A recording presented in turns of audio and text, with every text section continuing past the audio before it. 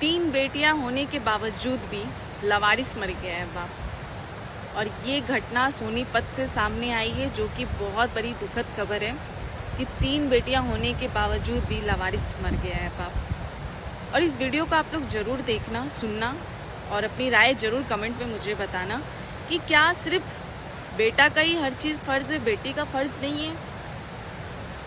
एक बहुत बड़ा मुंबई का व्यापारी था शिवचरण गुप्ता जी, जिनका मुंबई में बहुत अच्छा व्यापार चल रहा था।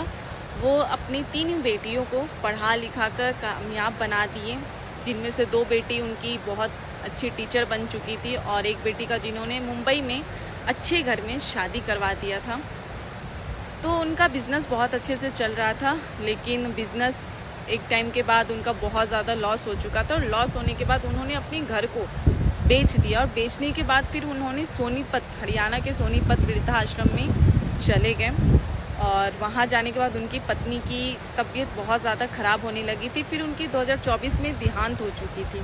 तो देहांत होने के बाद शिवचरण गुप्ता जी की भी तबीयत ख़राब होने लगी थी। फिर उनकी तबीयत ख़राब होने की वजह से फिर उनकी देहांत हो चुकी। और जब देहांत हो चुकी तो वृद्धाश्रम से उनकी बेटियों के पास कॉल जाता है। फिर उनकी बेटियाँ पता है क्या बोलती है कि मैं आपको 5100 रुपया भेज दे रही हूँ, उनके अंतिम संस्कार कर दीजिएगा और मुझे सारी वीडियो भेज दीजिएगा। और दूसरी बेटी है जो कहती है कि कितना और टाइम लगेगा अंतिम संस्कार होने में, मुझे नहाना और मुझे खाना भी है। तो सोचिए कि जो माँ बाप पढ़ा लिखा कर आपको कामयाब बनाया, आप वहाँ इतने ऊपर तक पहुँच गए हो। और आज जब आपके पिताजी का देहांत हो चुका है, तो आज आप अपने पिता के देहांत भी नहीं आ रहे। उनकी ज़रूरत पे जब पड़ी थी तब तो आप आई नहीं थी, वो लोग वृद्धाश्रम में थे। और जब आज देहांत हो चुकी है तो आप उन्हें 5100 रुपये दे रही हो और बोल रहे हो वीडियो भेज देने के लिए। और दूसरी बेटी ये बोल रही है कि और कितना समय लगेगा, मुझे भूख लगा है। तो सोचिए कि उनकी बेटियाँ, जिसके बाप पढ़ा लिखा कर इतनी ज़्यादा कामयाब बना दी, उनकी बेटी आज ये कह रही है। और फिर जब अंतिम संस्कार हो गई तब वृद्धाश्रम के लोग कहें कि अंतिम संस्कार तो हो चुकी है, अस्तित्व को क्या करना है। तो उनकी बेटियां बोलती है कि जब आप लोगों ने भी अंतिम संस्कार कर ही दिया तो उनके अस्तित्व को भी आप लोग गंगा नदी में प्रभावित कर दीजिए। तो मैं यही आप लोगों से कहना चाह रही हूँ कि क्या सिर्फ बेटों का ही फ़र्ज़ है, बेटियां का कुछ फ़र्ज़ नहीं है।